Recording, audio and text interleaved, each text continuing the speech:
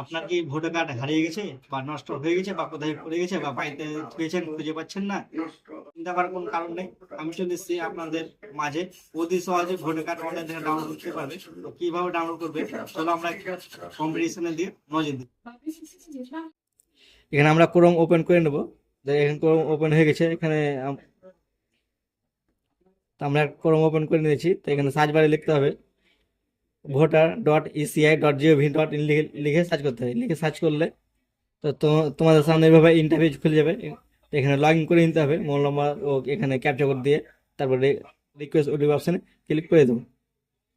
তো এখানে মোবাইলে ওটিপি চলে গেছে, সেই ওটিপিটা এখানে ইনপুট করে দেবো। তো এখানে ওটিপি বসানো হয়ে গেছে। তারপর ভেরিফাই লগ ইন অপশানে ক্লিক করে দেবো।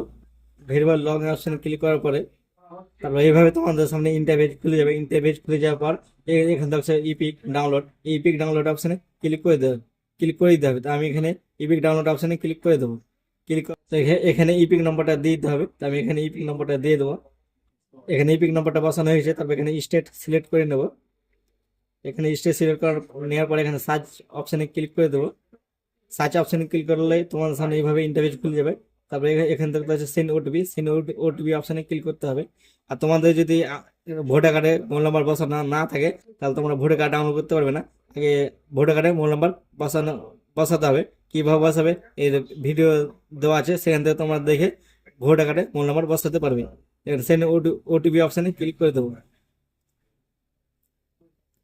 তো এখানে ওটিপিটা দিয়ে দিতে হবে। তো আমি এখানে ওটিপিটা দিয়ে দেবো। তো এখানে আমার ওটিপি বসানো হয়ে গেছে। তারপর ভেরিফাই অপশানে ক্লিক করে দেবো।